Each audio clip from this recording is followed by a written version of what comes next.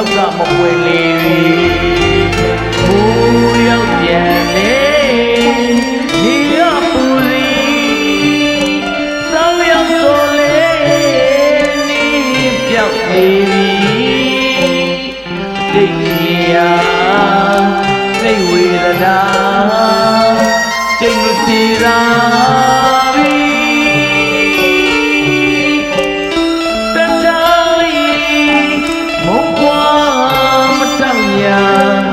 အမြင်မပွားပြီရှုံးသမားတယောက်မှနှလုံးသားကဲနေတာအလွမ်းပြေအပန်း